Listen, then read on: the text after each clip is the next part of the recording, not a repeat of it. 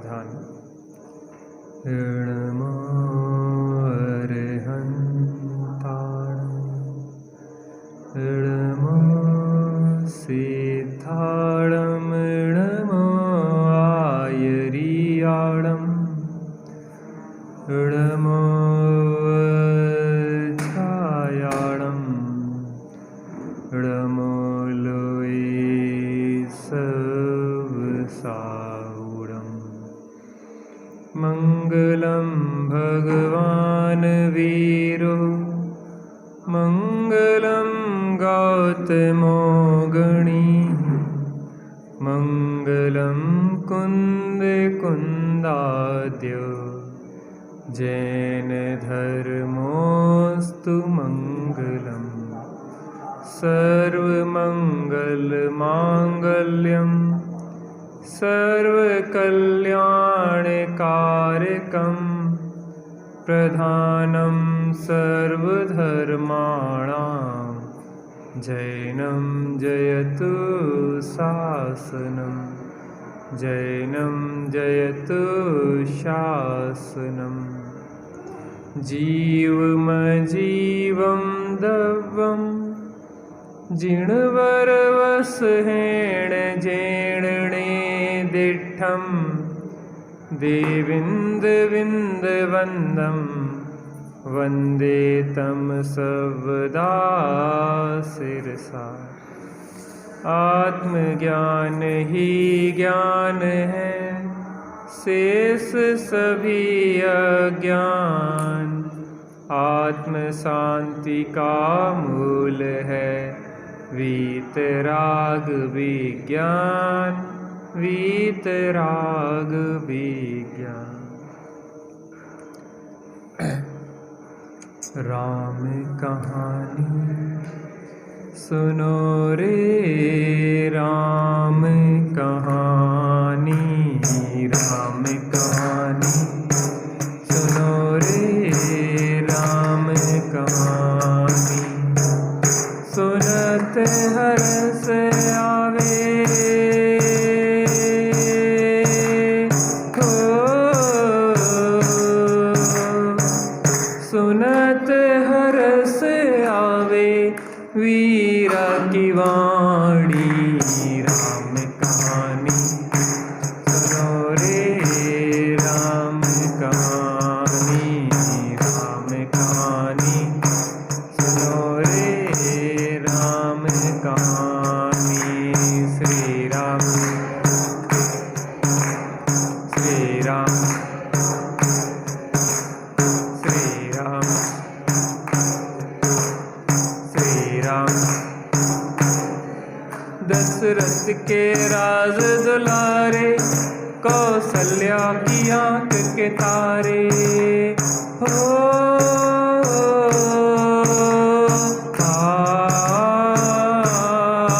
दशरथ के राज दुलारे कौशल्या की आंख के तारे।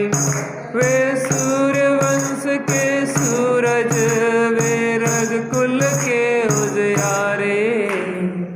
रवि सेन गुरुवर बोले हो रवि सेन गुरुवर बोले अमृतमयी वाणी। राम कहानी सुनो रे राम कहानी राम कहानी सुनो रे राम कहानी। श्री राम श्री राम श्री राम श्री राम। वज्रवर्त धनुष गह करके रघुलाए सीतावर के हो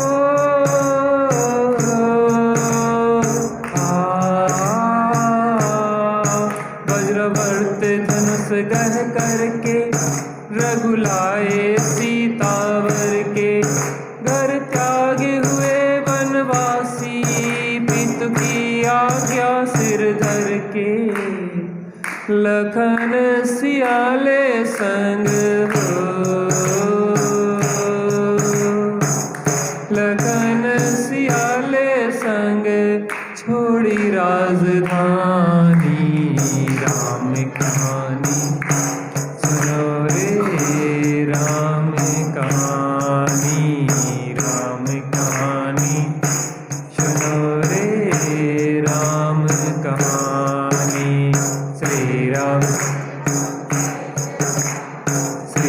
राम श्री राम श्री राम। श्रीनाद दशानन करके ले आया सीता हर के।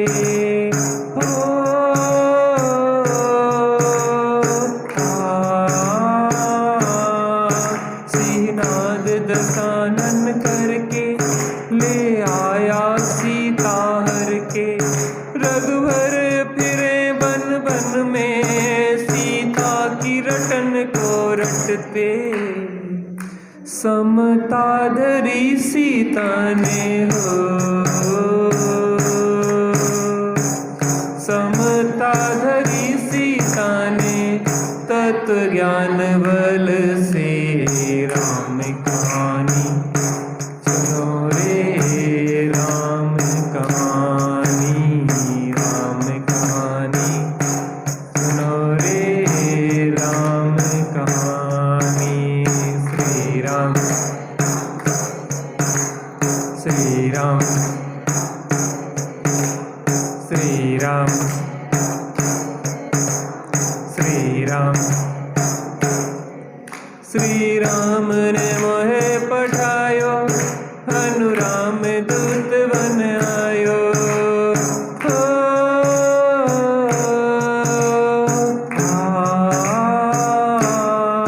श्री राम ने हनु पठायो हनुराम दूत बन आयो। सीता माँ की सेवा में रघुवर को संदेशा लायो और संग लायो।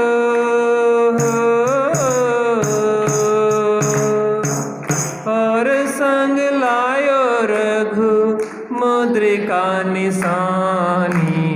राम कहानी सुनो रे राम कहानी, राम कहानी सुनो रे राम कहानी। श्री राम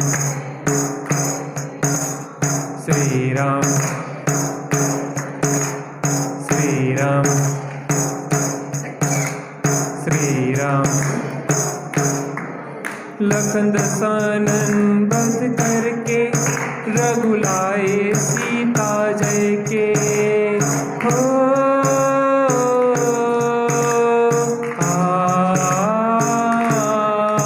लखन दशानन बध करके रघुलाए सीता जय के। और भेंट में दे दी लंका विभीषण ज्ञानी को जय के। लखन सियाले संग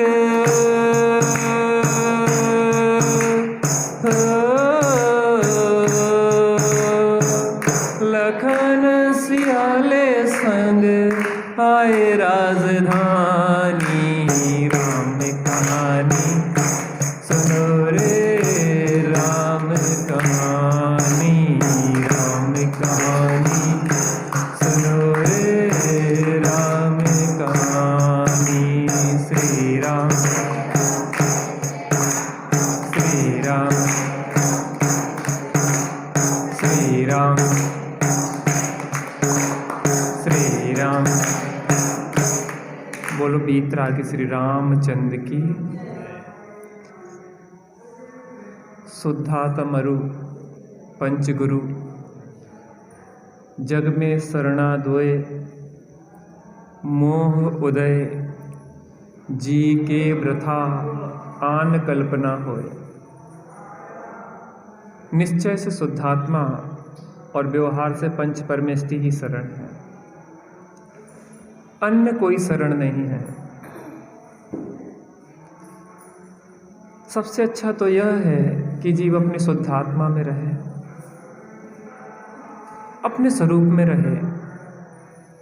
और स्वरूप में न रहा जाए तो पंच परमेष्टि के चरणों में रहे, देव सद्गुरु की शरण में रहे, अन्यत्र भटकना योग नहीं है। देखो, हर चीज की एक गुणवत्ता होती है, क्वालिटी होती है। उन गुणों के आधार पे ही निर्णय किया जाता है मीठा चाहिए तो मीठा कैसे कहते हैं? जिसमें मिठास हो। नमक, खारापन चाहिए तो काय में ढूंढेंगे? नमक में। तीखापन चाहिए तो काय में ढूंढेंगे? मिर्च में। जो गुण होते हैं वो किसी गुणी के आधार से होते हैं। किसके आधार से होते हैं? गुणी के आधार से होते हैं। जो देव होते हैं, देव के कुछ गुण हैं। सच्चे जो देव हैं उनके कुछ गुण हैं, कुछ विशेषताएं हैं। और उनकी विशेषता है कि देव ऐसे होना चाहिए जिनका जो ज्ञान है वह पूर्ण ज्ञान हो गया हो, अर्थात उनका ज्ञान पूर्णता को प्राप्त हो गया हो। दूसरा देव में गुण होना चाहिए कि वह वीतरागी हो, अर्थात उनमें राग द्वेष न हो। दो कारणों से असत्य बोला जाता है, ध्यान से सुनिए। दो कारणों से असत्य बोला जाता है, एक तो अज्ञानता के कारण और दूसरा राग द्वेष के कारण। बच्चों काय के कारण? एक तो अज्ञानता के कारण और दूसरा राग द्वेष के कारण क्या बोला जाता है? असत्य बोला जाता है, झूठ बोला जाता है। तो अगर हमें अपना कल्याण करना है, सत्य बात को सुनना है, समझना है, तो हमें दो चीज़ें देखना पड़ेगी। अपन मेरी भावना में पढ़ते, जिसने राग द्वेष कामादिक जीते सब जग जान लिया, सब जीवों को मोक्ष मार्ग का निष्प्रह हो उपदेश दिया। बुद्ध, वीर, जिन, हरिहर, ब्रह्मा, अल्लाह, ईश्वर, जो तुम्हें कहना हो, कोई नाम रख दो, हमें इससे कोई वचन विवाद नहीं है। नामों में कुछ नहीं रखा। अगर रावण का नाम राम रख दिया जाता और राम का नाम रावण रख दिया जाता तो हम आज रावण के गीत गाते। नाम में कोई दोष नहीं है, क्योंकि राम और रावण की राशि तो एक ही है ना। कृष्ण और कंस की राशि तो एक ही है ना। कृष्ण का नाम कंस रख देते, कंस का नाम कृष्ण रख देते, कोई फर्क नहीं पड़ता, हम कंस के गीत गाने लगते, उनकी विशेषता बखान करने लगते। नाम में कोई दिक्कत नहीं है, क्योंकि राशि तो एक ही है। गांधी और गोडसे की राशि एक ही है। गोडसे का नाम गांधी रख दो, चाहे गांधी का नाम गोडसे रख दो।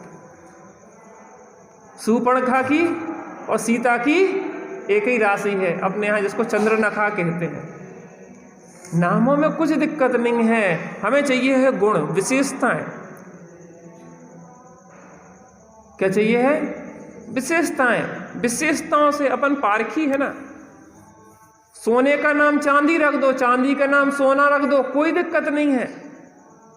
हम चांदी कहेंगे तो समझ लेंगे कि वो पीली पीली होती है ना, वो चांदी कह रहे हैं, और जो सफेद सफेद होता है वो सोना कह रहा है, क्योंकि नाम पलट दिया ना हमने। तो नाम में कोई दम नहीं है। जो भी विशेषताएं हैं उस वस्तु में होना चाहिए। देव की जो विशेषता है, देव उसे कहते हैं जो वीतरागी और सर्वज्ञ हो। कौन है देव? सच्चा देव कौन है? जो वीतरागी और सर्वज्ञ है। हमें कोई वचन विवाद नहीं है, हमें किसी से द्वेष नहीं है, हम निष्पक्ष होकर कसौटी रख रहे हैं। निष्पक्ष होकर कसौटी रख रहे हैं। आप अपने सोने को ले जाइए और अपने सोने को आप उस पर कसिए और आप खुद देख लीजिए कि कितना कैरेट का है। अब किसी कंपनी ने ऐसी जगह जगह वो सोने की जांच की मशीन रख दी थी, मेरे सुनने में आया था, कितना सही है कितना गलत।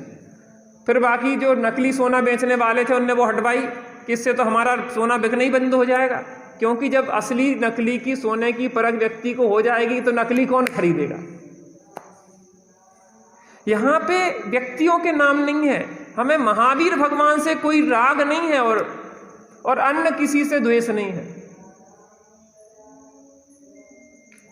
पुरुषार्थ सिद्धि उपाय में आचार्य अमृतचंद स्वामी ने जो मंगलाचरण किया, तज्जयति परम ज्योति समम समस्तैर अनंत पर्याय दर्पण तलिप सकला प्रतिफलति पदार्थ माल का यत्र।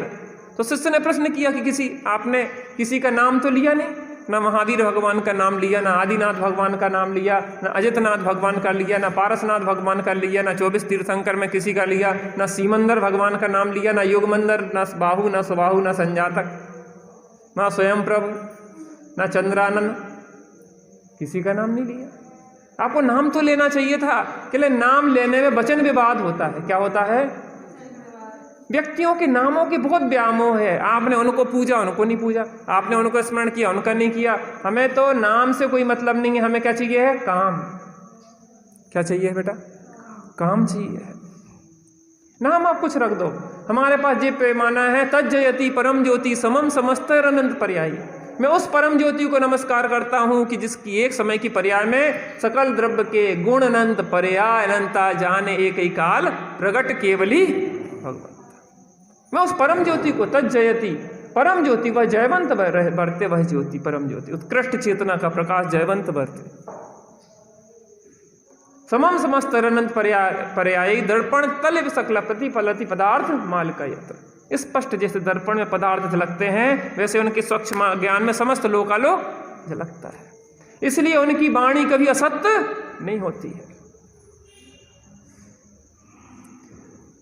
जो भी खोज पे निकलेगा निरपेक्ष रूप से, तो अंतोगत्वा इन्हीं गुणों पे पहुंचेगा। निरपेक्ष रूप से बात कर रहा मैं। हम जैन हैं, सो हम जैन धर्म की बातें कहें, वो दूसरे में हैं तो वो दूसरे जैनेतर बात करें। इन बातों में नहीं है कि हम जैन हैं सो हम तो अपनी बात को सही कहेंगे। हम आपको निष्पक्ष रूप से कसौटी दे रहे हैं। निष्पक्ष होकर इस कसौटी पे कसो, और जो आपको खरा उतर जाए आप उसको नाम कुछ भी दे दो, किसी को भी हो। लेकिन हमें क्या चाहिए है? जिसने राग द्वेष कामादिक जीते। क्यों चाहिए है? क्योंकि हमें सत्य की परख करना है। दो कारणों से असत्य बोला जाता है, या तो अज्ञानता से या राग देश से। जिसके अज्ञानता ना हो, जिसके राग देश ना हो, उनके चरणों में हमारा सत बंधन है, अभिनंदन है। उनके चरणों में हम अपने मस्तक को झुकाते हैं। ऐसे वीतरागी सर्वज्ञ परमात्मा जो भी हैं, उन सबको हम यहाँ पे नमन करते हैं। आपको नाम जो लेना हो वो ले सकते हो। बात यहाँ चल रही है राम कथा में कि जब चंद्रगति विद्याधर के यहाँ भामंडल पल रहा था, सीता से नारद जी नाराज हो गए, और नाराज होके सीता का एक चित्र भामंडल के सामने रख दिया। भामंडल ने देखा, वो मोहित हो गया। इन वासनाओं का ऐसा ही स्वरूप है। ये वासना जिसके सिर पे सवार होती है, उसको सही गलत का, हित अहित का निर्णय शून्य हो जाता है। पागल होके जगह जगह सीता की रटन लगाने लगा। चंद्रगति विद्याधर ने सोचा कि किसी प्रकार से जनक को बुलाया जाए, सीता के पिता को, जिससे हम संबंध जोड़ सके। चपल बेग नाम के एक विद्याधर को भेजा गया, और चपल बेग नाम का विद्याधर वहां गया, घोड़े का रूप धारण किया। घोड़े का रूप धारण करके वहां पे उत्पात मचाने लगा। जनक ने उसको बस में किया और अपने अस्तबल में बांध दिया। एक दिन की घटना है, एक हाथी जंगल में बहुत ही उत्पात मचा रहा था। जनक उसी घोड़े पे बैठ के हाथी को बस में करने जा रहे थे, और वो घोड़ा तो आसमान में उड़ चला, क्योंकि वो मायावी घोड़ा था। और पहुंच के वहां पे वो विद्याधर लोक में चंद्रगति विद्याधर के राज में राजा जनक को ले गया। वहां पे अनजान जगह पे व्यक्ति एकदम हतप्रत हो जाता है, और वो भी कौन सा स्थान था? वो विद्याधर लोक था। ऐसा लगता था जैसे साक्षात स्वर्ग है। अचरज में देख ही रहे थे कि हम आ कहाँ गए हैं, बिना मरे स्वर्ग कैसे आ गए। और देखते देखते सामने अचानक एक स्वर्ण मंदिर दिखाई दिया। स्वर्ण शिखर था जिसका, सोने का बना हुआ मंदिर था, जिनेंद्र परमात्मा का मंदिर था। उन्हें अंदर में, हृदय में ऐसा लगा कि कोई अपना मिल गया हो। जैसे परदेश में जाएं, और परदेश में जहाँ पे सब अनजाने हो, वहाँ पे कोई अपना मिल जाए तो कितना सहारा मिलता है। और जहाँ सर्वोत्कृष्ट वीतरागी सर्वज्ञ परमात्मा मिल जाए तो फिर कहने ही क्या है, फिर तो बात ही कुछ अलग हो जाती है। ऐसा लगता है कि अब कुछ नहीं चाहिए। नहीं चाहता जैन धर्म के बिना चक्रवर्ती होना, और नहीं अखरता जैन धर्म के बिना दरिद्री। नहीं चाहता जैन धर्म के बिना चक्रवर्ती होना, और नहीं अखरता जैन धर्म के सहित दरिद्री। सदा मेस्तु सदा मेस्तु सदा मेस्तु भवे भवे। हर भाव में कौन मिले? हे प्रभु आपके चरणों की छत्र छाया मिले। तेरी छत्र छाया भगवन मेरे सिर पे हो, मेरा अंतिम मरण समाधि तेरे दर पर हो। तेरी छत्र छाया भगवन मेरे सिर पे हो, मेरा अंतिम मरण समाधि तेरे दर पर हो। दुख नाश हो कर्म नाश हो, बोधि लाभ भर दो, बोधि लाभ भर दो। जिन गुण से प्रभु आप भरे हो, वह मुझ में भर दो, वह मुझ में भर दो। यही कामना यही प्रार्थना पूर्ण आज कर दो, मेरा अंतिम मरण समाधि हो। तेरी छत्र छाया भगवन मेरे सिर पे हो, मेरा अंतिम हो। तेरी छत्र छाया। थोड़ा थोड़ा आगे सरक जाओ जिसमें जगह मिल जाए। और जैसे ही जिन मंदिर में प्रवेश किया, जिनेंद्र परमात्मा की प्रतिमा को देखा, सब दुख दर्द भूल गए। अब कोई चिंता नहीं है, जीवन रहे या मृत्यु आज ही आ जावे, मुझे तो भगवान के चरण शरण मिल गई है, यहीं पे मैं समाधि मरण कर लूंगा। जिनेंद्र परमात्मा की भक्ति पूजा उपासना करने लगे, आनंद विभोर होकर भगवान को देखने लगे।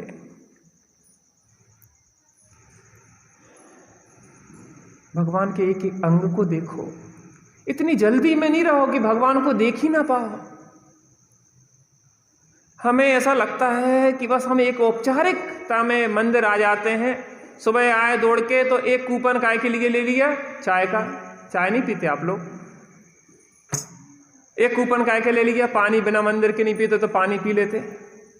दूसरा कूपन आए सो भोजन का ले गए, सुबह से दर्शन करवे आए सो एक पानी पीवे को कूपन मिल गया, और दूसरो आए तो दर्शन को कूपन ले गए, जैसे भगवान कूपन बांट रहे हो। अरे ऐसी औपचारिकताओं से धर्म होता नहीं है। धर्म कोई औपचारिकता नहीं है। भगवान को देखो और देखते रहो। नीर को अंग अंग जिन भर के, जिन से झलके शांति अपार। नीर को के जिन से झलके शांति अपार, झलके शांति अपार। प्रभु जी झलके शांति अपार, झलके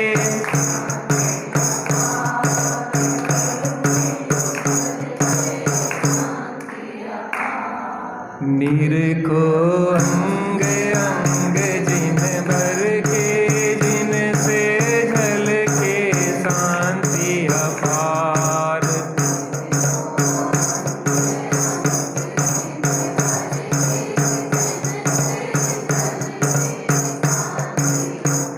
चरण युगल जिन भर कहें, घूमा सब संसार।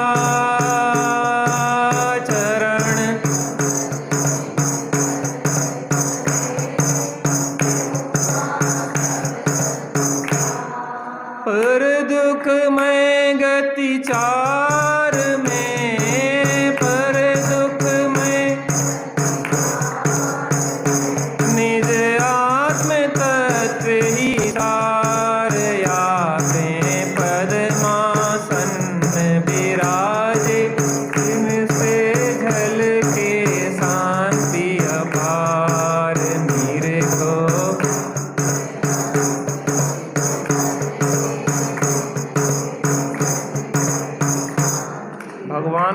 को तो देखते रह जाओ।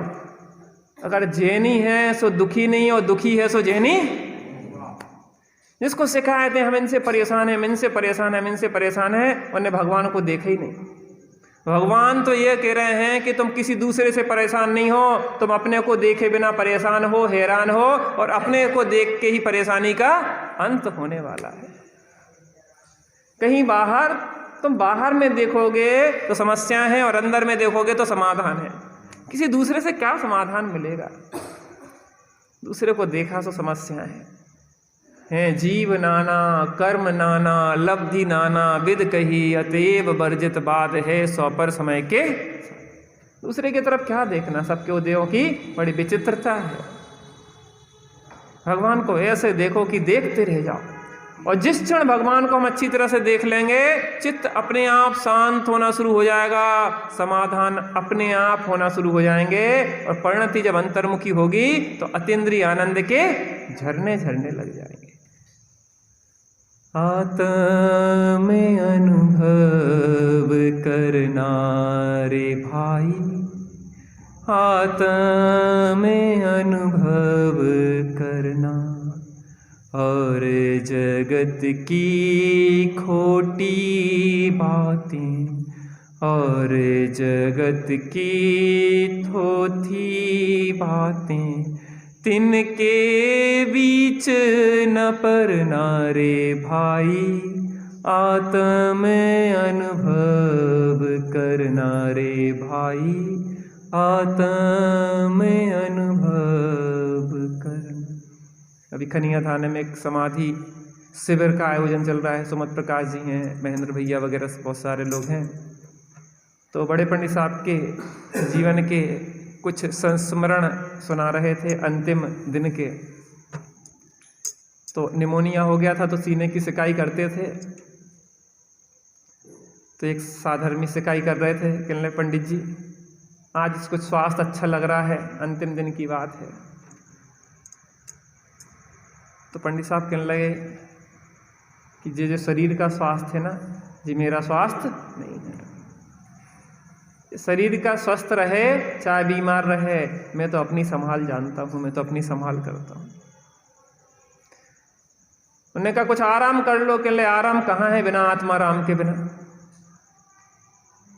आत्मा राम को जाने बिना कहीं आराम नहीं है, और आत्मा राम को जानने के बाद कहीं समस्या नहीं है, कहीं कोई दिक्कत नहीं है। जनक को जैसे ही भगवान जिनेंद्र के जन्मेंद्र दिखा, सब समस्याओं के समाधान दिख गए। पूजन भक्ति उपासना कर रहे थे। उतने में वहां से देखा कि कुछ सेना चली आ रही है, कोई राजा चला आ रहा है। ये भयभीत हो गए और वेदी के पीछे जाके छुप गए कि कौन आ रहा है। अनजान जगह है, कोई अपरिचित व्यक्ति मेरे साथ कोई दुर्व्यवहार ना करे। वहां से चंद्रगति विद्याधर जिनेंद्र परमात्मा के दर्शन करने चले आए थे सभी सैन्य समूह के साथ। और वहां पे जिन मंदिर में आए, अब वो क्या किस प्रकार की भक्ति करते हैं भगवान की, देखिए। हे प्रभु चरणों में तेरे आ गए,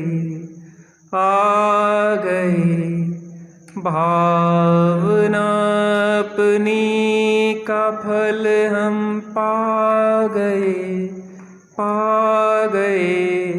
हे प्रभु चरणों में तेरे आ गए, भावना अपनी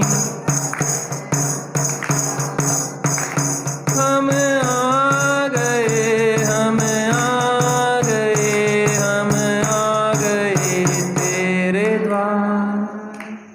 हे प्रभु चरणों में तेरे आ गए, भावना अपनी। हे जिनेंद्र आप विश्व के रक्षक भूपर, नहीं आप सा अन्य देव है इस जगती पर। बिना शस्त्र विकराल मोह को तुमने मारा, चखी आप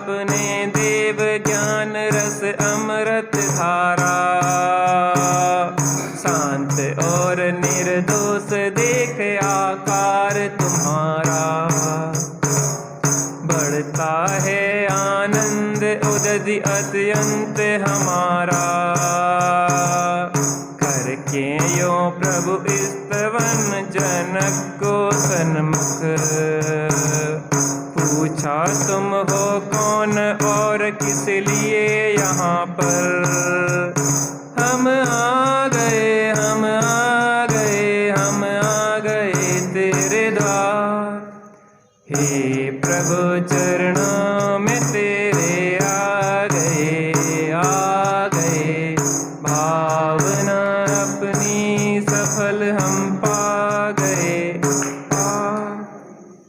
जिनेंद्र भगवान की स्तुति कर रहे हैं। कौन कर रहे हैं? चंद्रगति विद्याधर। 3 लोक के जीवों के अगर कोई नाथ हैं तो एक जिनेंद्र देव हैं। 100 इंद्र जिनके चरणों में नतमस्तक रहते हैं। भवणालय 40, व्यंतर देवा होंती 32, कप्पा मऊचरु 24, चंदो सूरो डरो तिरियो, सत इंद्र करत, सत इंद्र नमत कर शीस धार। हे भगवान, आपके चरणों में 100 इंद्र नतमस्तक रहते हैं। आपका ऐश्वर्य, आपकी विभुता, आपका समोसरण, विश्व की अगर सर्वोत्कृष्ट कोई विभूति है तो वो समोसरण है। लेकिन आपकी विशेषता ये है कि उस विभूति के ऊपर भी आपकी दृष्टि नहीं है, क्योंकि आपने अपने अंदर में चैतन्य की विभूति देख ली। कैसी महिमा जिनेंद्र परमात्मा की। चंद्रगति विद्याधर चरणों में झुके हुए हैं। क्या कह रहे हैं? हे जिनेंद्र हैं आप विश्व के रक्षक भूपर। हे प्रभु, आप इस जगत का कोई अगर रक्षक है एकमात्र तो आप ही हैं। कैसे रक्षा करते हैं इस जगत की? भगवान, जिस कारण से हम दुखी हैं मोह राग द्वेष के कारण, उस मोह राग द्वेष को दूर करने की विधि बताते हैं। और आत्माश्रय से सुखी होते हैं जीव, उस आत्माश्रय की विधि बताते हैं। इससे हमारी रक्षा हो जाती है। विकारों से रक्षा करते हैं और स्वभाव के सन्मुख करते हैं। प्रभु, नहीं आपसा अन्य देव है इस जगती पर। देव तो एक ही है, जो वीतरागी सर्वज्ञ है वही देव है, अन्य कोई देव नहीं है। सोना तो सोना ही होता है। अन्य रोल्ड गोल्ड को आप सोने कहो तो सोना नहीं होते हैं। बिना शस्त्र विकराल मोह को तुमने मारा। ये विरोधाभास अलंकार है। भगवान, आपके पास कोई शस्त्र नहीं है। आप तो नग्न दिगंबर थे मुनि दशा में, और आपने उस विकराल जगत के प्राणियों पे एक छत्र राज करने वाला जो मोह था, उस मोह को आपने क्या कर दिया? बिना अस्त्र के ही नष्ट कर दिया। हम दुखी हैं, पता कैसे? कैसे दुखी हैं? कैसे दुखी हैं? कैसे? राग द्वेष। देखो कितना छोटा बच्चा भी इतनी बढ़िया बात जानता है। कैसे दुखी हैं अपन? राग द्वेष। मोह राग रस दुख की कहान मिथ्या। तो राग द्वेष ही हमारा सबसे बड़ा शत्रु है। अज्ञानी है हमारा सबसे बड़ा शत्रु है, और सम्यक ज्ञानी सबसे बड़ा मित्र है।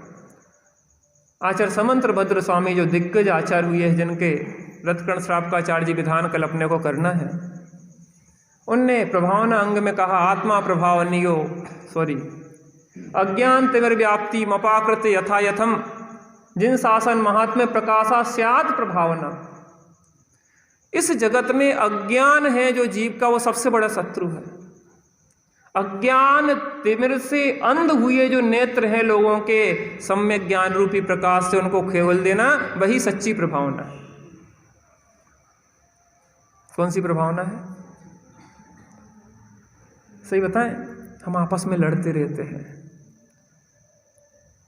जे इस पंथ वाले हैं, जे इस पंथ वाले हैं, जे ऐसे हैं, जे वैसे हैं, जे शत्रु हैं, जे खराब हैं, जे बे हैं। इतनी बड़ा मूर्खता है हम लोगों की। हम सबका शत्रु है तो एक है, और हम सबको मिलके उससे लड़ना है, वो है अज्ञान। कोई व्यक्ति बुरा नहीं होता। रावण भी जो दुष्कृत्य कर रहा है वो काय के कारण कर रहा है? अज्ञान के कारण। वही रावण तीर्थंकर बनेगा, वही रावण दूसरों के अज्ञान दूर करने में निमित्त बनेगा। रावण बुरा नहीं है, रावण का अज्ञान बुरा है। जेनेत्रों में एक घटना आती है, जब रावण मरण सैया पे था तो राम ने कहा कि लक्ष्मण जाओ देख लो अम्मा जी को पीछे स्टूल वगैरह की ज़रूरत तो नहीं है, इसलिए हम कहते थोड़ा देख लिया करो भैया। बड़े बूढ़े आते हैं ज़मीन में बैठ जाते हैं, फिर बाद में तकलीफ होती है। ये चीज़ हमें बड़े पंडित साहब ने सिखाई। हमारी सबकी जिम्मेदारी होती है सभा की व्यवस्था में लाना, अर्थात गणधर जैसा कार्य करना। सभा की व्यवस्था में लाना माने इंद्र सोधर्म इंद्र जैसा कार्य करना। ये छोटा मोटा कार्य नहीं है। मंदिर की झाड़ू लगाना, सोधर्म इंद्र झाड़ू लगाता है एक तरह से कहें तो। मंदिर की समोसण की व्यवस्था में लाता कौन है? सोधर्म इंद्र। हम यहां अगर व्यवस्था में ला रहे हैं तो सोधर्म इंद्र पद आपका इंतजार कर रहा है, गणधर पद आपका इंतजार कर रहा है। ये छोटा मोटा नहीं है, ये गणधर देव की गद्दी है। हमारी कीमत नहीं है, इस गद्दी की कीमत है। हम तो कहाँ लगते हैं, हम तो एक डाकिया है। भगवान जिनेंद्र की बात यहाँ ट्रांसफर कर रहा है। अस मूल ग्रंथ करतारा श्री सर्वज्ञ देवा तद उत्तर ग्रंथ करतारा गणधर देवा प्रति गणधर देवा तेसाम वचनानुसार आचार्य नेमिचन सिद्धांति देव विरचित द्रव्य संग्रह। जो है हमारा कुछ नहीं है, हम तो मात्र एक पोस्टमैन डाकिया है। उनकी आपको चिट्ठी बाँच के पढ़ के सुना रहे। गांव में पोस्टमैन पहुंचते ना, पर पहले के ज़माने का समय था, बूढ़ी अम्मा थी, पढ़ के जानती नहीं थी। बच्चे का दूर देश से पत्र आया तो डाकिया से बोला कि बेटा हम पढ़ के नहीं जाना, तनक सुना दियो, बाँच दियो। किने बाँच दो? डाकिया ने बाँच दो। बड़ी खुशी हो के आशीर्वाद दे रही है किको? डाकिया को। डाकिया कहने लगा कि हमारा कुछ नहीं है, किसका पत्र पढ़ रहे हैं हम इस सम्मान के हकदार नहीं है, क्योंकि पत्र तो किसका है? पुत्र का है तुम्हारा। ये पत्र चिट्ठी पढ़ रहे हैं हम, किसकी पढ़ रहे हैं? जिनेंद्र परमात्मा ने सब भव्य जीवों के लिए एक पत्र भेजा है, उस पत्र को हम बाँच रहे हैं। हमारा काम इतना सा है, डाकिया का है। कोई मिस्टेक हो जाए तो हमारी, और जो अच्छाई है वो किसकी है? जिनेंद्र भगवान की, गुरुओं की है। अपना कुछ नहीं है, और ना श्रेय लेने का प्रयास करना है इसमें कोई। लघुता से प्रभुता मिले, और प्रभुता से प्रभु दूर। आप हमारी कीमत नहीं कर रहे, इस जिनेंद्र देव की वाणी की कीमत कर रहे हैं। जब तक हम जिनेंद्र देव की वाणी के अनुकूल बोलेंगे, आप हमारी यहाँ पे बात जनवाणी की सुनेंगे, और जब एक शब्द भी प्रतिकूल बोलेंगे तत्काल आप नीचे कर देंगे। इसका मतलब यह है कि हमारी कीमत नहीं है, कीमती तो ये है भगवान जिनेंद्र बीतरागी का शासन। भगवान महावीर की बात कह रहे हैं हम।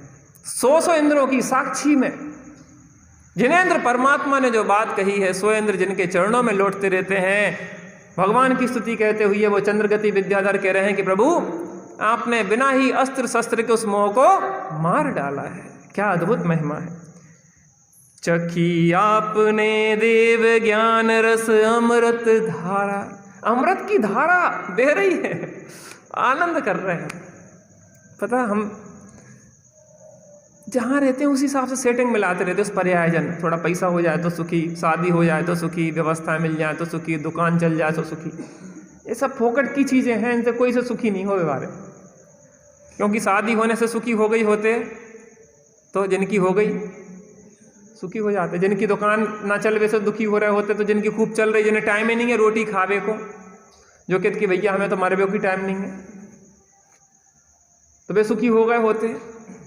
तुम्हें जो जो लग रहा हो उनके पास चले जाओ ना कि भाई साहब आप सुखी हो गए क्या? नहीं नहीं हम तो और दुखी हो गए। तो तुम कहा को और दुखी होना चाह रहे हो क्यों? बच्चों क्या करना अपन को? दुखी होना कि सुखी होना? सुखी होना है। तो पापा सुखी हो गए तुम्हारे?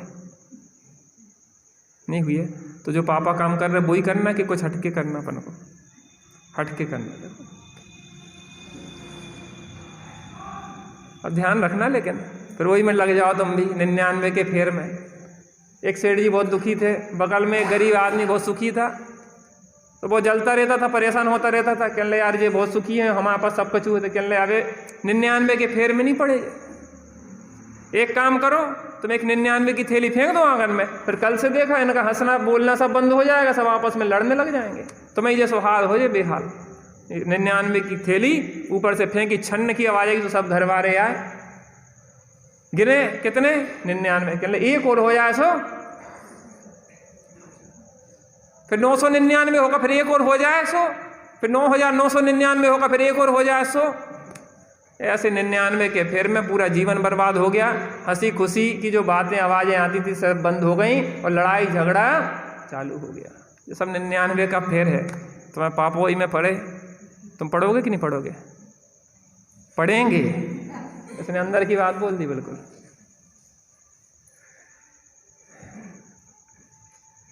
हाँ हाँ हाँ, हे प्रभु आपने अमृत की धारा चख ली है। अपन को चखना कि नहीं चखना? अमृत की धारा।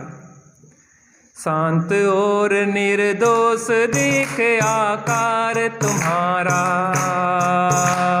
बढ़ता है आनंद उदधि अत्यंत हमारा। हे प्रभु आपका शांत और निर्दोष रूप देख के हमारा आनंद रूपी सरोवर समुद्र उछलता है।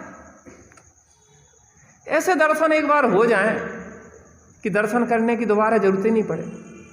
पिताजी रोज रोज दर्शन करने जाते थे और पुत्र दर्शन करने नहीं जाता था।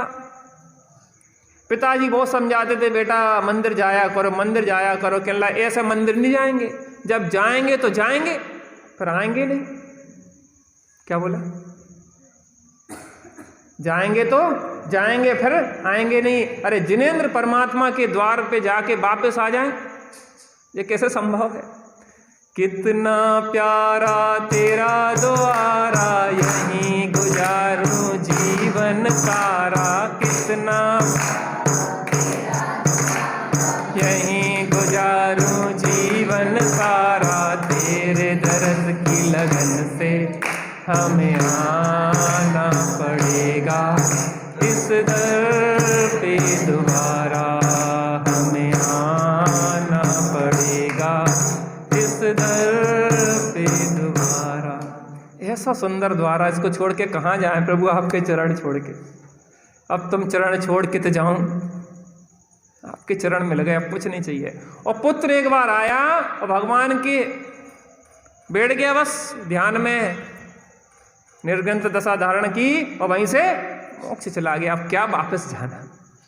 बार बार को टंडो, बार बार आपके पास आना पड़े। अरे एक बार आओ, तुम्हारे होके रह जाओ। किसके होके रह जाओ? आप ही के हो गए हम तो, आपके चरणों में आ गए। अब कहीं जाने की इच्छा ही करके यो प्रभु स्तवन जनक को सन्मुख लख कर, पूछा तुम हो कौन और किस लिए यहाँ पर।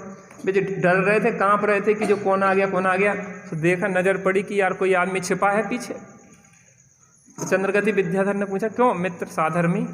समझ गए कि जिनेंद्र परमात्मा का भक्त है तो सब साधर्मी है। उनका थोड़ा भय दूर हुआ।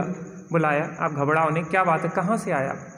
कहले क्या मेरे साथ ऐसी ऐसी घटना हुई कि एक मायामयी घोड़ा था, वो मुझे यहाँ पे ले आया। मुझे कुछ समझ में नहीं आया कि मैं कहाँ आ गया। कोई बात नहीं, आप चलो भोजन पानी करो, साधर्मी हो। घर ले गए, बड़े प्रेम से उन्हें स्नान वगैरह कर सब हुआ जो भी होना था। पूजन अर्चन करने के बाद बैठे भोजन पानी करके। अब क्या चर्चा होती है? देखो मन में जो होता है वो निकलता है फिर। और बुलाया इन्हीं की प्री प्लानिंग थी। किनकी? किनकी? चंद्रगति विद्याधर की। काय के लिए? सीता के से भामंडल का संबंध जोड़ने के लिए। अब क्या होता देखते हैं। निर्भय होकर जनक राज ने व्रत सुनाया, राजन मायामयी अश्व द्वारा में आया। सुनकर सारी कथा प्रेम से मिले परस्पर, हे राजन में धन्य आपसे संप्रति मिलकर। सुना आपके सुता एक है रूप सुधाकर, भामंडल मम पुत्र सुकन्या उसको दीजे। स्वीकृत कर यह कार्य आप यस जग में लीजे।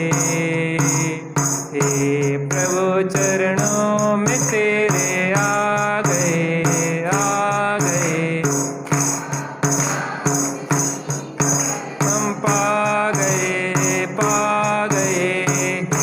प्रभु चरणों आ गए भाग।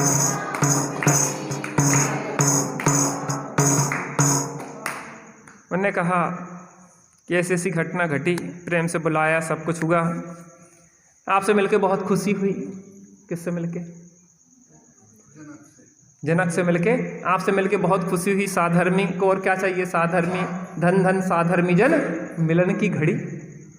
साधर्मियों का मिल जाए फिर और क्या चाहिए हमें? आप मिल गए, बहुत अच्छी बात है। और आपने बताया कि आपकी एक कन्या है जिसका नाम सीता है, रूप सुधाकर है, रूप में सुंदर है, सर्वोत्कृष्ट है। मेरा भी जे देख रहे हैं आप, जे बालक है, इसका नाम भामंडल है, बहुत गुणवान है, इसके जैसा आपको मिलेगा नहीं कहीं दामाद। कौन? यहाँ नहीं बैठा कोई, यहाँ तो सिलेंडर रखा। जे बालक बहुत गुणवान है, और अब आप आई गए हो तो संबंध जोड़ लिया जाए। अब बातों में ऐसे ऐसे आदमी घुमा फिरा के जिसके दिमाग में जो चल रहा हो वही निकले आता है।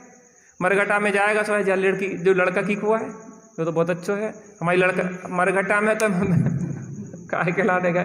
लेकिन जिसके दिमाग में लड़की बड़ी हो गई हो सो का देखा, लड़का देखा, सब लड़का। तो वो बात घूम घाम के सब प्री प्लान था, तो उन्होंने कहा अपन संबंधी बन जाए तो कैसा रहेगा। अब क्या होता है देखो। सुन खेचरपति बात जनक नृप मुख से बोले, कहते थे सब वचन आप दिखते हैं भोले। दशरथ सुत श्री रामचंद्र बलवान अपरमित, सीता उसके लिए कर चुका हूँ मैं निश्चित। हम आ गए, हम आ गए, हम आ गए तेरे द्वार, हे प्रभु चरणों में ते। ताली तो बजा ही सकते। भावना आ गए, हे प्रभु चरणों।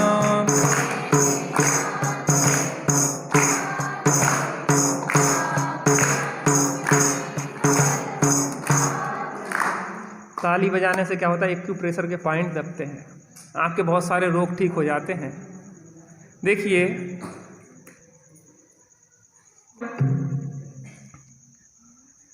कि उन्होंने कहा देखो तुम बहुत भोले बन रहे हो, तुम्हारी चालाकी हम सब समझ गए।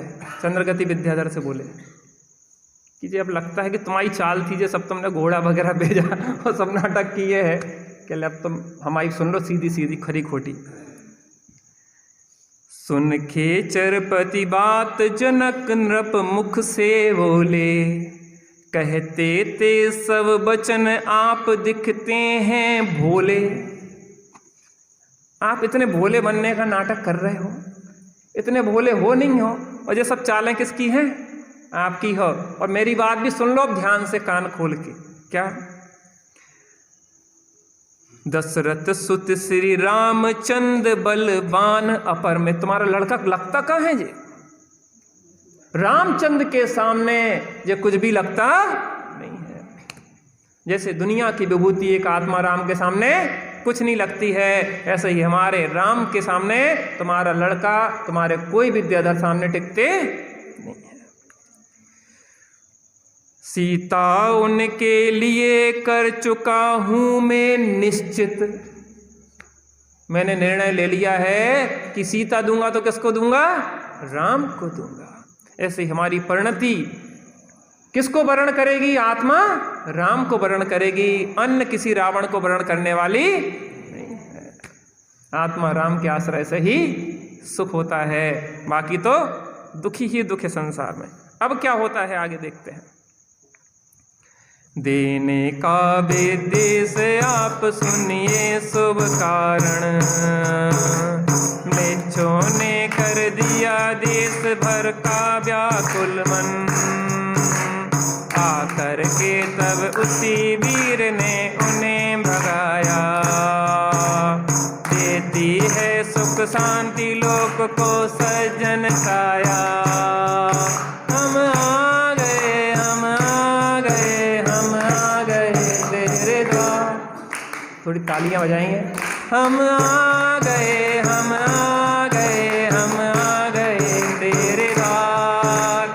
हे प्रभु चरणों में तेरे आ गए, आ गए भावना अपनी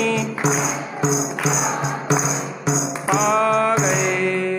अब क्या हुआ? उन्होंने कहा कि आप बताइए किस कारण से आप रामचंद्र जी में ऐसा कौन सा गुण देखा आपने, क्या विशेषता देखी जिसके कारण से आपने अपनी सीता को देने का निश्चय कर लिया है? कि रामचंद्र जी की क्या विशेषता बताऊं, इतनी विशेषता है कि बताने में जिंदगी निकल जाए। लेकिन एक घटना मैं आपको सुना देता हूं। एक बार क्या हुआ कि मिलेच्छों ने हमारे ऊपर आक्रमण कर दिया। मैंने राजा दशरथ के पास खबर भेजी कि मित्र मित्र के काम आता है, मैं अभी संकट में हूं, कृपया आप आइए। तो राजा दशरथ जब हमारी मदद के लिए आने लगे तो रामचंद्र जी हाथ जोड़ के खड़े हो गए कि पुत्र के होते हुए पिता अगर जाए तो शर्म की बात इससे बड़ी क्या हो सकती है। तो उन्होंने कहा कि तुम छोटे हो, अभी कम उम्र है, अभी मुझे जाने दो। कहने लगे बाल सूर्य भी रात्रि भर के समस्त अंधकार को दूर कर देता है, ऐसे ही मैं छोटा हूं लेकिन पुत्र किसका हूं? आपका ही हूं। आप चिंता क्यों करते हैं? सिंह का शावक भी गीदड़ों को भगाने के लिए पर्याप्त होता है। और राम और लक्ष्मण आए और ऐसे चुटकियों में परास्त कर दिया उनको म्लेच्छों को, जिन्होंने मुझे मरते मरते से बचाया। म्लेच्छों ने तो मुझे मार ही डाला था, नहीं तो कवच वगैरह तोड़ के। और जो हमारे लिए प्रतिकूलता में सहयोगी हो, करे हुए उपकार को भद्र पुरुष कभी भूलते नहीं है। छोटा सा भी उपकार उन्हें पहाड़ जैसा दिखाई देता है। हमें भी कभी भी हमारे प्रति जो थोड़ा सा भी उपकार करे उसे भूलना नहीं चाहिए।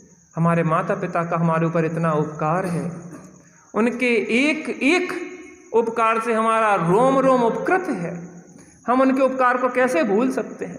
अभी महेंद्र भैया वहाँ पे समाधि साधना शिविर में एक घटना सुना रहे थे। एक साधर्मी का अंत समय चल रहा था, पिताजी का अंत समय था, लड़का और बहू अकेले थे। देखो किसी की गलती नहीं कहना चाहिए, सामर्थ्य आदि बहुत कम हो गई है, सेवा करना चाहते हैं नहीं कर पा रहे हैं, प्रतिकूलताएं होती हैं। देखो काम स्वयं सब नहीं किया जाता, सेटिंग मिलाई जाती।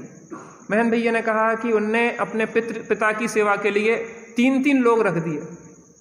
एक फिजियोथेरेपिस्ट आता था, एक वार्ड बॉय आता था, वो 3 बार उनकी व्यवस्था करता था, एक फिजियोथेरेपिस्ट, एक मालिश वाला, अलग अलग व्यक्तियों को रख दिया।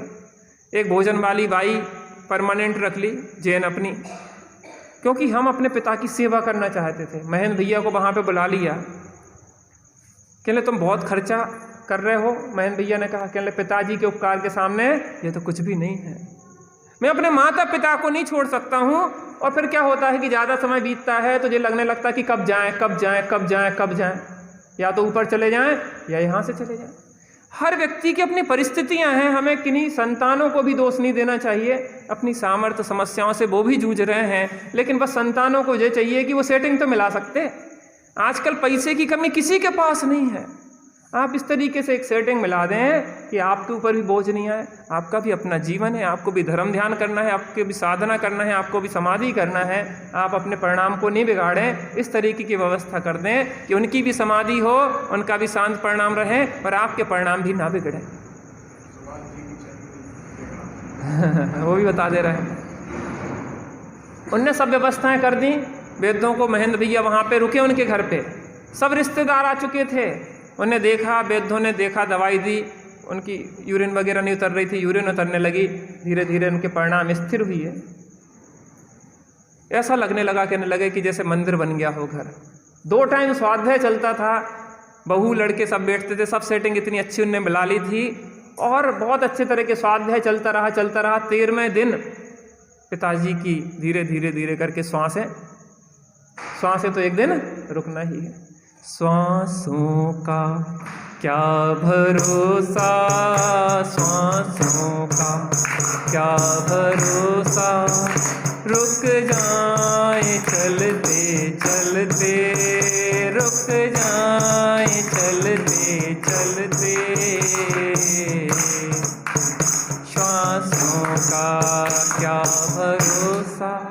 देखो एक दिन तो रुकना ही है। हम इतनी सेवा कर लें कि हमें पश्चाताप ना हो कि हमने कछु छोड़ दो, क्योंकि जो माता पिता फिर मिलने वाले नहीं है, अपने इष्टजन कभी मिलने वाले नहीं है। आप कितने ही प्रयास करते रहना, जो आज चला गया दुनिया से जाने वाले जाने चले जाते हैं कहा।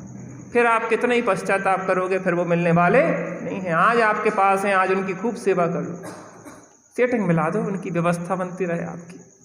13वां दिन आया, धीरे धीरे पिताजी के प्राण शांत हो गए। फटाफट उनने 1 आध घंटे में पिताजी को ले गए, दाह संस्कार करवाया, सब सेटिंग बहुत शुद्धता से उनकी हुई। और सुनो, शाम को देह संस्कार हुआ और फिर आके महेंद्र भैया थे 8 बजे से फिर स्वाध्याय शुरू हो गया। 6 बजे 7 बजे जो वहाँ जला के आए हो जिनवाणी के बिना, ऐसे ही बैठ गए। और पता क्या गा रहे थे? तेरी छत्र छाया भगवन मेरे सिर पे हो, मेरा अंतिम मरण समाधि तेरे दर पर हो, तेरी छत्र छाया। ऐसे बढ़िया। अब आपने सेवा कर ली, अब क्या को रोने? अरे वो रोए कि जो सेवा ना कर पाया हो। अरे आपने पूरी सामर्थ्य से सब कुछ किया, अपने परिणामों को भी संभाला, उनको भी संभाला, और बहुत अच्छे तरीके से। अभी हमारे खेकड़ा में अपने सुभाष जी हैं, एक ब्रह्मचारी जी हैं, अकेले रहते थे, वृद्धावस्था, कितने 75 साल की लगभग उम्र हो गई। अब उनके बस की नहीं रही, तो उनने फ़ोन किया, त्यागी साहब से चूँकि संपर्क में रहे, त्यागी जी से फ़ोन किया कि अब हमारी बस की नहीं है, नीचे जो किराएदार है वो व्यवस्था करता है, अब उठना बैठना भी हमारे बस की बात नहीं है। त्यागी जी ने विनोद जी भाई साहब को फ़ोन किया, खेकड़ा वाले को, तो विनोद जी से बात की कि यार पास में ही पड़ता है उनका, कौन सी जगह है वो, सुभाष जी हैं बड़ौद के, बड़ौद और खेकड़ा पास में पड़ता है। तो उन्होंने कहा एक काम करो विनोद जी भाई साहब भैया, तुम उन्हें अपने खेकड़ा में ले आओ, वहाँ पे अच्छे सब साधर्मी गण हैं, वहाँ पे हो जाएगी। वहाँ पे एक धरणेन भैया हैं दिल्ली के, वो और विनोद जी दोनों जन वहाँ पे उन्हें लाए और बहुत अच्छी तरह से सेवा। अभी उनका वीडियो आया, इतने प्रेम से बढ़िया मालिश कर रहे हैं। ज़्यादा समय नहीं है, आते पूरा शरीर ऐसा कमज़ोर हो गया है, लेकिन इतने प्रेम से हम देख रहे वो एक मुस्कुराहट। आप बड़ों की सेवा माने एक आनंद है। आपको लगता क्या है, एक छपक की संलेखना कराना माने एक, जैसे समझ लो एक मंदिर खड़े करने से बड़ा कार्य है, आपको समझ में नहीं आता। हमने तो अपने पिताजी के पास रह के सीखा है, आज हमारे जीवन में जो है उनकी सेवा का ही फल है। बड़ा जीवन में मज़ा आता है, एक एक क्षण सीखने को मिलता है।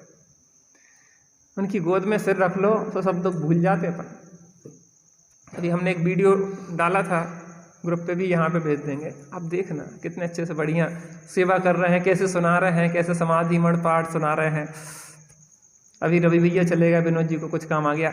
माने हम लोगों का तो परिवार यही है ना, साधर्मी ब्रह्मचारी लोग हैं, जो भी साधक हैं वही परिवार है। आपस में हम लोग सेवा नहीं करेंगे एक दूसरे की, कौन करेगा? सही बताएं? यानी कि हमें आदर्श प्रस्तुत करना चाहिए। हमारे यहाँ रानीपुर में इतना आदर्श है कि सब जगह नाम होते हैं, चर्चे होते हैं कि देखना है तो रानीपुर में जाके सेवा, देखो कैसे बच्चे सेवा करते हैं, कितना अच्छा परिवार है। कमियां सब में होती हैं, गलतियां होती हैं, लेकिन गलतियों का सुधार भी होता है। और हमें एक दूसरे को साहस देना है। हर कोई परेशानी में है, उसको तोड़ना नहीं है। उसको कैसे, हम क्या कर सकते हैं आपके लिए, हम क्या कर सकते?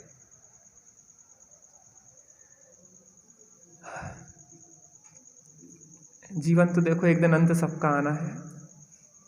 कुछ ऐसा करके जाएं कि जिसमें पश्चाताप ना हो।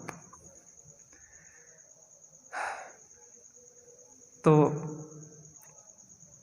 प्रतिकूलता में राम उनके काम आए, राम के किए हुए उपकार को वो भूल नहीं पाए, और उन्होंने निर्णय लिया कि मैं सीता का विवाह रामचंद्र जी से करूँगा। अब दुविधा में फंस गए हैं, अब उनकी क्या समस्या आती है, क्या क्या संकट आते हैं।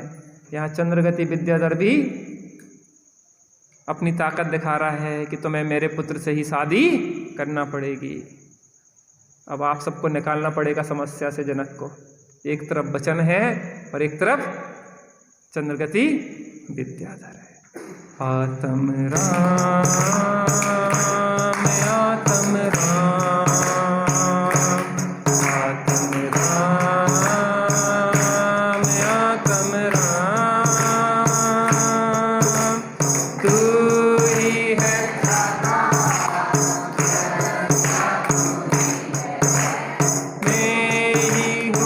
ज्ञाता दृष्टा मैं ही हूँ,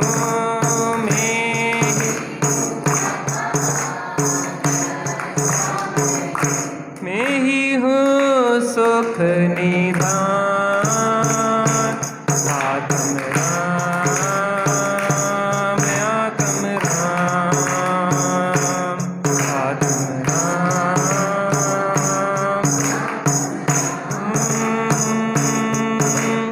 तू ही मंगल उत्तम, तू ही शरण है।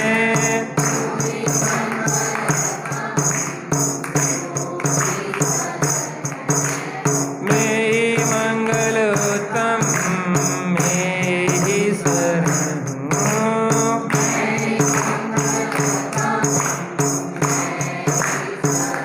मैं ही हूँ शाश्वत धाम। आत्म राम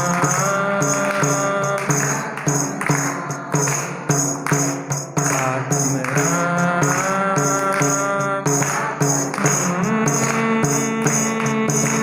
तू ही है साधन, साध्य तू ही है।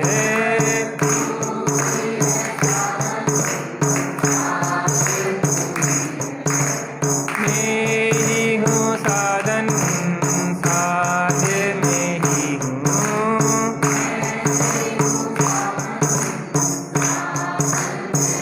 मैं ही शिव स्वरूप शिव का। आत्म राम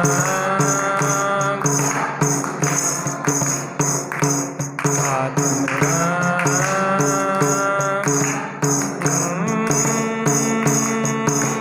जो भी मुक्ति गए जा रहे जाएंगे।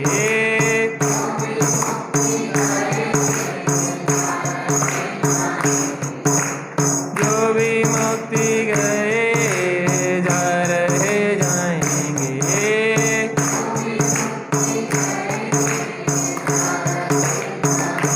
तू ही तो है तारणहार। आत्म राम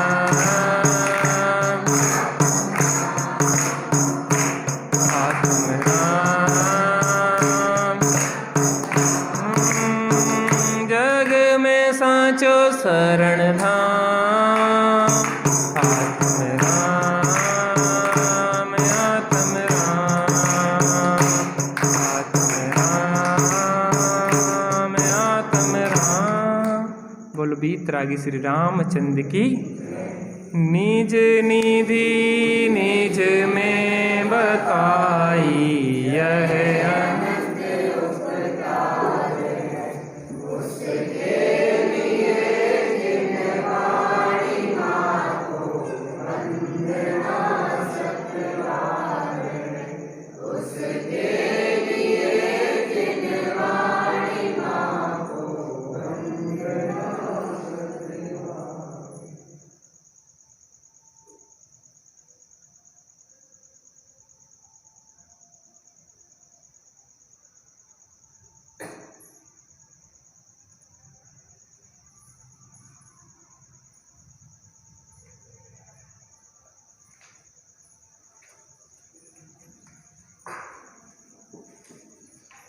द्वादशं जन्माणि माता की। महाजयंत।